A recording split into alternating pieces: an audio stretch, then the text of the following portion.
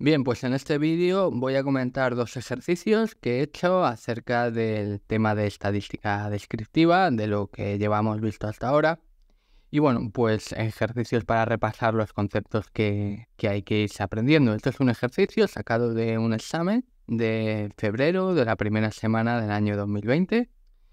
Y bueno, en este ejercicio nos dan estos numeritos de aquí, son 10 numeritos y corresponden a la renta anual de 10 personas que han sido elegidas al azar, de una población que no se especifica. A partir de aquí nos piden la distribución de frecuencias relativas acumuladas, el gráfico de la función de distribución empírica, que se saca a través de la distribución de frecuencias relativas acumuladas, la media, la mediana, la moda, bueno, pues estas medidas de tendencia central con el primer cuartil y el tercer cuartil. Y después algunas medidas de dispersión, ¿no? Desviación típica, recorrido y coeficiente de asimetría de Pearson. Bueno, entonces aquí la población me la he inventado un poco, he puesto trabajadores afiliados a la Seguridad Social, pero podrían ser a lo mejor trabajadores de una fábrica, podrían ser, no sé, podría ser muchas cosas, incluso los vecinos de una comunidad, podrían ser bastantes la población. Bueno, la muestra está compuesta por 10 individuos que han sido escogidos aleatoriamente. La característica o variable que se está observando en estos individuos es el nivel de renta anual en miles de euros. Esto es una variable cuantitativa sin agrupar en intervalos.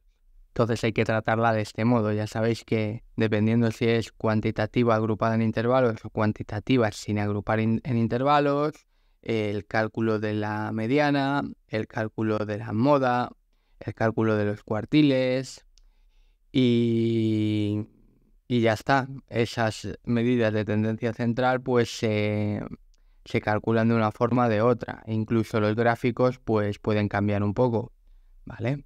En este caso no, porque bueno, nos piden la función de distribución empírica y creo que este es igual, tanto si es agrupado en intervalos como si es sin agrupar en intervalos, si no recuerdo mal. Lo único que aquí, en vez de los valores, estarían las marcas de clase, ¿no? Si estuvieran agrupadas en intervalos. Bueno, entonces la tabla de frecuencias, de distribuciones de frecuencias, es esta de aquí. Tenemos la primera columna con los datos. Tenemos en la segunda columna las frecuencias absolutas acumuladas en la tercera columna. Y después ya tenemos las frecuencias relativas y la frecuencia relativa acumulada, ¿no? Entonces, el gráfico de la función empírica, función de distribución empírica, creo que se llama, ¿no? A ver, ¿cómo se llama esto? Función de distribución empírica, pues es este de aquí, es este el gráfico y se saca a partir de estos numeritos que tenemos en la última columna, a partir de las frecuencias relativas acumuladas. Tenemos que hasta el dato x1, la frecuencia relativa acumulada, pues es de 0,1, pero a partir del dato x2, ¿vale? A partir del dato x2, la frecuencia relativa acumulada sube un peldañito a 0,2, 0,3. En x4, fijaros que en x4 sube a 0,5, por eso aquí tenemos un peldaño un poco más alto y ya después va subiendo un peldaño de 0,1 en 0,1 hasta x9, donde la frecuencia relativa acumulada alcanza su máximo valor, que es 1, ¿vale? Y bueno, esto sería el gráfico que nos piden. Después tenemos aquí la media aritmética. Bueno, pues simplemente es la suma de todos los datos dividida entre la frecuencia total, ¿vale? Entonces tenemos el sumatorio del dato por la frecuencia relativa acumulada dividido entre la frecuencia total. Y eso nos da una media de 26.000,4 euros de media.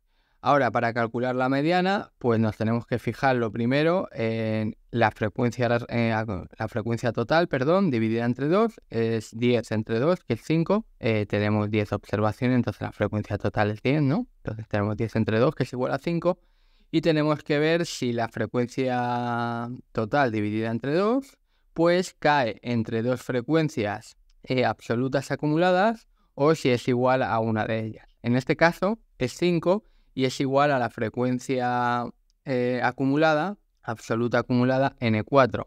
Fijaros, aquí tenemos 5, 1, 2, 3 y 4. Este 5 está en la cuarta fila Entonces tenemos que n entre 2 es igual a la frecuencia absoluta acumulada n4 y esto es menor que la frecuencia absoluta acumulada n5. Por tanto, cuando sucedía esto, la mediana estaba entre dos valores distintos de las observaciones. Está entre x4 y x5. Entonces se coge la media entre estos dos valores, entre x4 y x5, pues sería x4 es 22,3, x5 es 29,5, pues el punto medio que hay entre 22,3 y 29,5, que sería 25,9 aproximadamente. Entonces la mediana es 25.900 euros de media. La moda, pues en este caso la moda es unimodal porque tenemos un dato que es el que mayor frecuencia absoluta acumulada, el que mayor frecuencia absoluta tiene, que es este de aquí, ¿no? 22,3. Este dato está en la cuarta fila, entonces la moda es el dato x4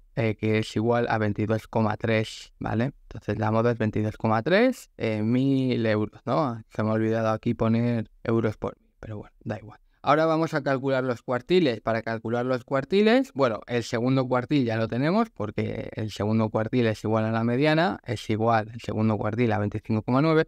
Entonces hay que calcular el primer y el tercer cuartil solamente. Para calcular el primer cuartil, lo que hacemos es muy parecido a cómo calculamos la mediana. Lo que hacemos es 1 entre 4 por n, ¿vale? Y si esto cae entre dos frecuencias absolutas acumuladas, entonces tenemos que calcularlo a través de una fórmula, ¿no? Pero no he puesto la fórmula aquí, ¿por qué? ¿Por qué no he puesto la fórmula? No, sería... no, cuando cae, perdón, claro, porque estamos en datos que no están agrupados en intervalos, vale. Cuando cae entre dos frecuencias absolutas acumuladas, ¿vale? 1 entre 4 por la frecuencia total, que sería 2,5, ¿no? Pues cuando este valor cae entre dos frecuencias absolutas acumuladas, tenemos que el valor del cuartil va a ser igual al dato correspondiente a la frecuencia absoluta acumulada que está por encima, ¿no? Sería igual a x. Y lo mismo, 3 entre 4 por n es el valor que hay que calcular para calcular el tercer cuartil. Eso es igual a 7,5. 3 entre 4 por la frecuencia total es 7,5. Y 7,5 cae entre dos frecuencias absolutas acumuladas. Cae entre n6 y n7. Por tanto, el tercer cuartil es igual a x7. Al dato x7 nos vamos a la tabla. 1, 2, 3, 4, 5, 6 y 7. 32,6, ¿no? Si no me equivoco, sí. Vale, pues ya tenemos aquí calculadas las medidas de tendencia central. Vamos a ver ahora las medidas de dispersión. Empezamos por la varianza. Y bueno, la varianza tenía dos fórmulas, ¿no? Para calcularse. Teníamos que era el cuadrado de la diferencia entre el valor y la media, multiplicada por la frecuencia absoluta y dividido entre la frecuencia total, ¿vale? Si hacíamos este sumatorio y lo dividíamos entre la frecuencia total, pues nos salía el valor de la varianza. Pero podíamos, que lo hice en el vídeo, podíamos manipular esta expresión para llegar a esta de aquí, que a lo mejor es un poquito más fácil de hallar, que sería simplemente el sumatorio del cuadrado de los valores por su frecuencia absoluta correspondiente, partido de la frecuencia total, y esto menos la media al cuadrado. Bueno, eso da igual a 142,23, la media ya la tenemos aquí calculada, es el primer dato, 26,4. Entonces, bueno, todos estos datos ya los tenemos, lo podemos calcular y sería 142,23. Y ahora para calcular la desviación típica, pues simplemente hacíamos la raíz cuadrada de este valor. Y este valor ya no tiene unidades elevadas al cuadrado, por lo tanto este valor es representativo de cómo de dispersos están los datos. Pues nos dice que tiene una desviación típica de 11,93 mil euros, ¿vale? El recorrido. Bueno, el recorrido simplemente era el dato más grande menos el dato más pequeño. En este caso, como hemos ordenado los datos de menor a mayor, siempre es recomendable hacerlo así para no liarnos, ¿vale? Entonces sería 50,4 menos 12,4. Entonces tenemos que el recorrido es igual a 38. Vale, ahora tenemos el coeficiente de asimetría de Pearson, Por cierto, el coeficiente de... Había otro coeficiente de variación de Pearson, no lo he calculado aquí, pero lo he calculado en el otro ejercicio, ¿vale? En este simplemente me limité a hacer lo que pedía el ejercicio, ¿vale? Pero podía haber calculado el de variación de Pearson también, ¿vale? Pero bueno, aquí está el de asimetría, ¿vale? Que nos dice si los datos pues están más acumulados hacia un lado o más acumulados hacia el otro, ¿vale? Entonces, simplemente usábamos la fórmula. Era la media menos la moda partido de la desviación típica. Entonces nos sale 0,34, ¿vale? Es positivo, por tanto esto nos dice que hay una simetría hacia la derecha, ¿vale? Fijaros, cuando hay una simetría hacia la derecha, hay un sesgo positivo, tenemos un histograma parecido a esta curva roja que tenemos aquí, ¿vale? Esto significa que hay sesgo positivo, ¿vale? Lo que significa es que si esperásemos que los datos tuvieran una distribución normal, ¿vale? Que se adaptase muy bien a la campana de Gauss, pues tendrían que seguir esta curva roja, pero cuando estamos aquí, después tendrían que seguir la curva que está punteada. Sin embargo, en la realidad hemos visto que las observaciones hacen que la campana pues tenga una cola en la derecha, ¿vale? Que la campana se estire hacia la derecha. Eso significa que tiene un sesgo positivo. Y cuando sucede eso, normalmente lo que pasa es esto de aquí. Tenemos una moda, que es el valor más chiquitito, después tenemos la mediana y por último tenemos la media. Y justamente eso es lo que ocurre aquí. Si os fijáis, tenemos la moda, que es el valor más chiquitito, 22,3, le sigue la mediana, que es 25,9 y después tenemos la media, 26,4.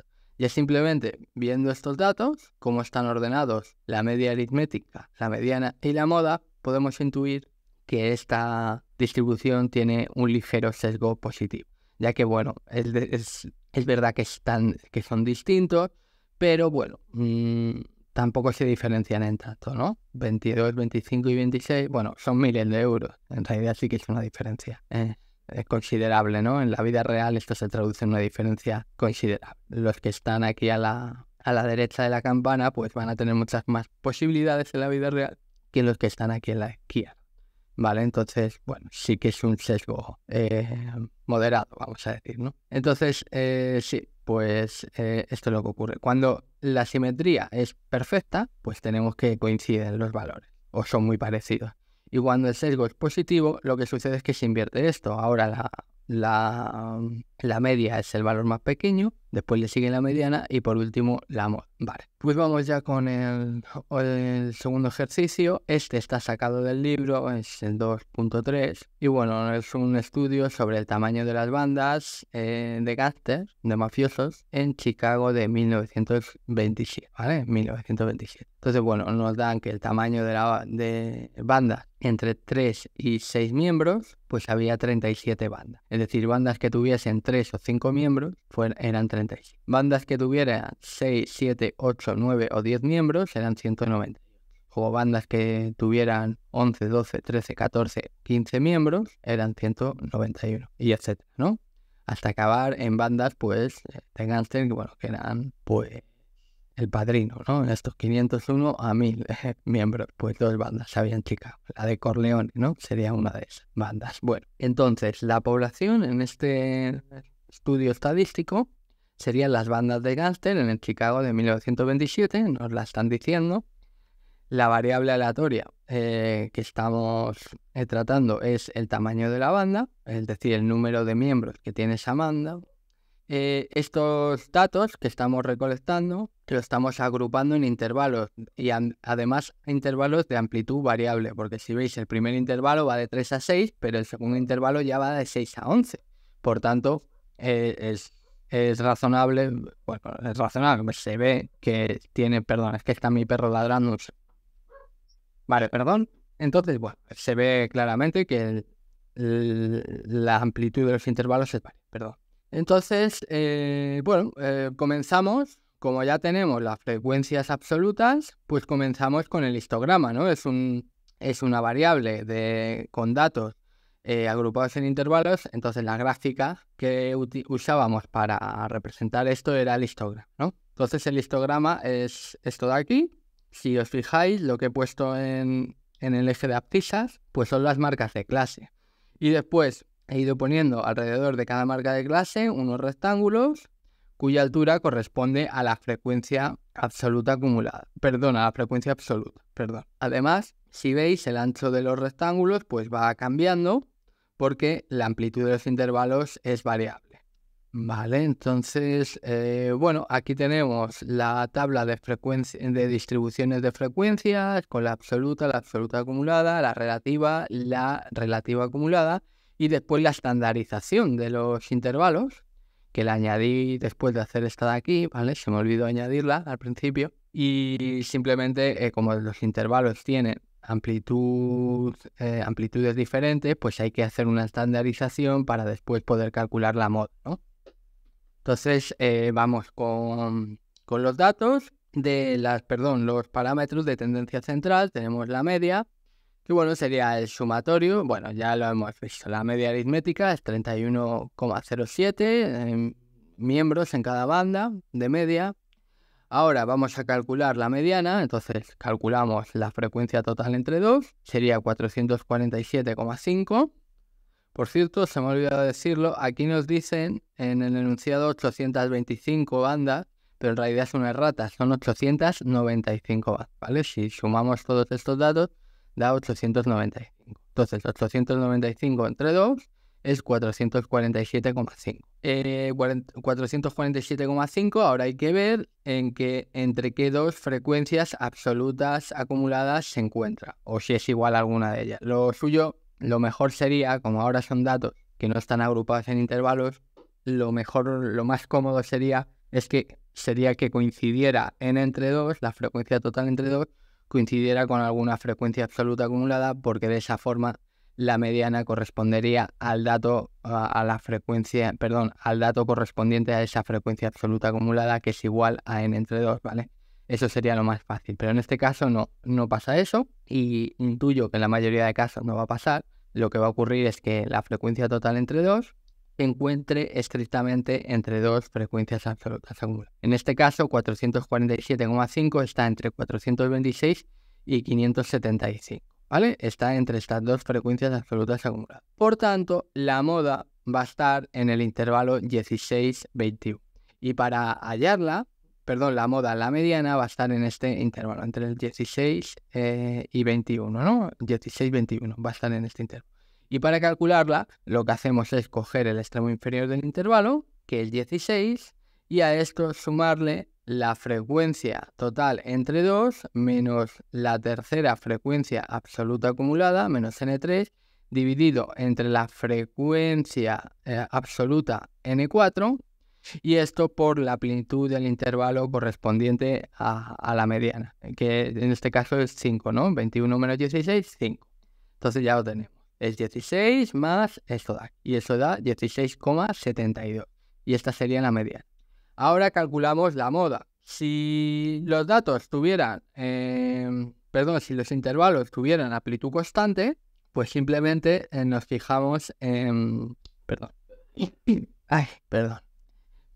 Como decía, simplemente nos fijamos en la frecuencia absoluta más grande de todas, que en este caso sería 198. Pero ¿qué ocurre? Que en este caso tenemos intervalos con amplitudes diferentes. Por tanto, hay que hacer una estandarización de los intervalos. ¿Qué es lo que hacemos? Simplemente dividimos la frecuencia absoluta entre la amplitud del intervalo y la apuntamos. 37 entre 3. Luego tendríamos 198 entre 5. 191 entre 5. 149 entre 5. Bueno, y nos darían la estandarización de las frecuencias absolutas.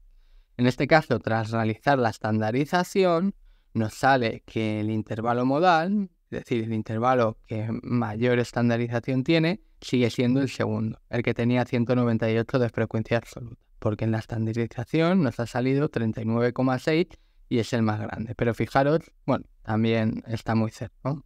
Iba a decir que, fijaros que el tercer intervalo casi tiene una frecuencia, una estandarización, tan alta como el segundo, pero es que también casi tiene una frecuencia tan alta como la del segundo, ¿vale?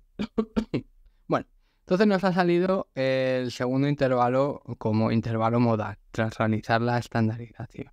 Entonces ahora, por motivos geométricos, para calcular la moda, lo que se hace es coger el extremo inferior del intervalo, el 6, y a esto le vamos a sumar la estandarización superior, que es 38,2, dividido entre la estandarización inferior, 12,3 periódico, más la estandarización posterior, 38,2.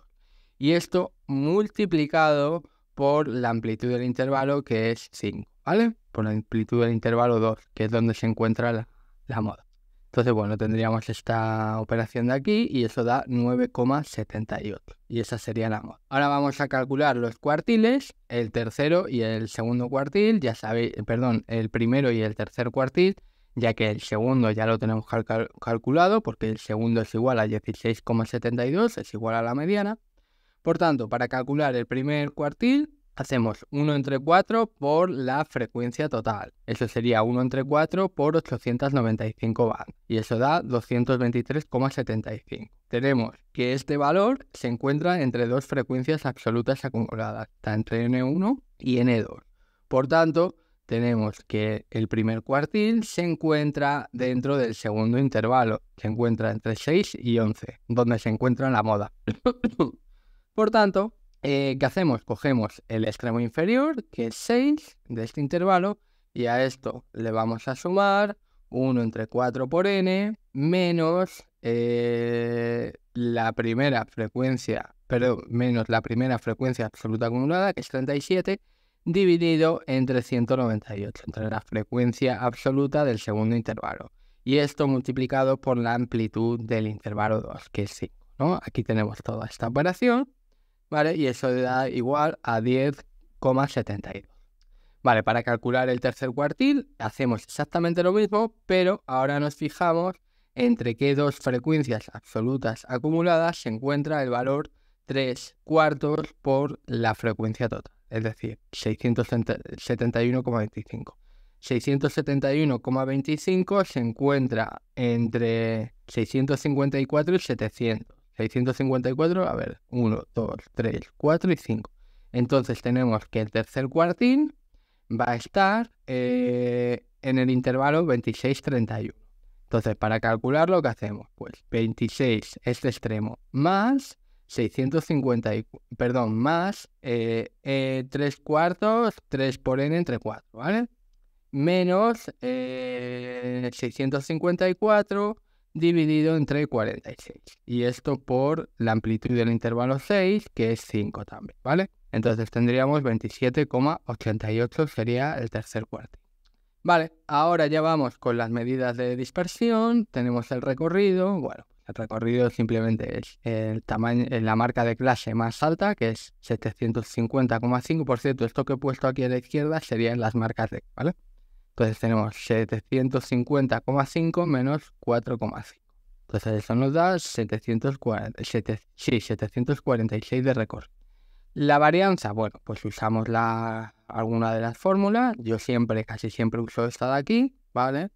Y nos da 3226,9 de varianza. La desviación típica, pues, es la varianza a la raíz cuadrada de la varianza, y eso es 56,31. Vale, además, estoy calculando también la cuasivarianza. La cuasivarianza es lo mismo que la varianza, lo único que en vez de dividir entre n, dividimos entre n menos 1, entre la frecuencia total menos 1, ¿vale? Y bueno, es muy fácil darse cuenta que eso es igual a la frecuencia total por la varianza dividido entre n menos 1. Entonces, bueno, lo único que tenemos que hacer es coger este valor de aquí, 3226,9, multiplicarlo por 895 y dividirlo por 894. Y eso nos da 3230,5, un pelín superior. La cuasivarianza siempre va a ser un poquito mayor que la varianza, ¿no? Porque, bueno, tenemos s al cuadrado, es la varianza por n entre n menos 1, entonces tiene que ser siempre un poquito superior a la varianza. Ahora calculamos la cuasidesviación típica, simplemente hacemos la raíz cuadrada de la cuasivarianza y nos sale 56,84. Vale, el coeficiente de variación de Pearson. Bueno, eso simplemente es la desviación típica entre la media y multiplicamos por 100, ¿vale? Y eso nos sale muy alto, la verdad, 183. Aquí la verdad es que dudé, ¿no? Si esto estaba bien, pero salió muy alto, sí, 183. De coeficiente de variación de Pearson, coeficiente de asimetría de Pearson. Pues simplemente es la media menos la moda entre la desviación típica, nos da 0,37, una desviación positiva hacia la derecha, ¿vale? Es más, es decir, tenemos sesgo positivo, y es que fijaros, tenemos que la media es mayor que la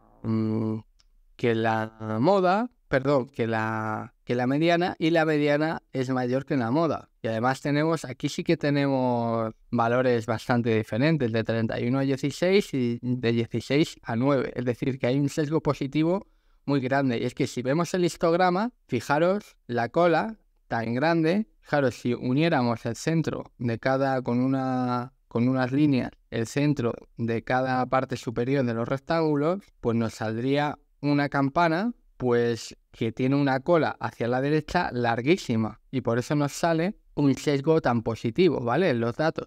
Por eso nos sale la media tan alta respecto de la mediana y la moda, ¿vale? Fijaros que estamos gráficos de antes, estamos en este caso. Tenemos una campana que tiene una cola muy larga hacia la derecha. Fijaros que se ve perfectamente en el histograma. En el histograma se dibuja una campana con una cola muy larga hacia la derecha. Por tanto, tenemos sesgo positivo. Y nos lo confirma el coeficiente de asimetría de Pearson. Nos sale 0,37. Pero es que si calculamos el coeficiente de asimetría de Fisher, que bueno, simplemente se hace el cubo del dato menos la media por la frecuencia absoluta correspondiente, y esto dividido por la frecuencia total multiplicado por la cuasi desviación típica elevada al cubo, ¿vale? Pues si hacemos eso nos sale 7,03, es muy alto, ¿vale? Es un valor, yo creo que es muy alto, 7,03, incluso dudé, a lo mejor he cometido algún fallo al hacer esta operación, pero me salió estos 7,03, que es bastante alto. Bueno, pues con esto creo que hemos hecho un pequeño recorrido acerca de muchos aspectos que hemos estudiado en la teoría del libro. Y nada, ahora voy a continuar con el libro. Iba a continuar con distribuciones de frecuencias bidimensionales, pero voy a dejar eso para después. Porque he estado viendo los exámenes y no caen muchas preguntas sobre eso, la verdad. Entonces lo voy a dejar para luego. Eso. Y voy a seguir entonces por el segundo tema. Pues nada, pues ya nos vemos en el siguiente vídeo. Un saludo, hasta luego.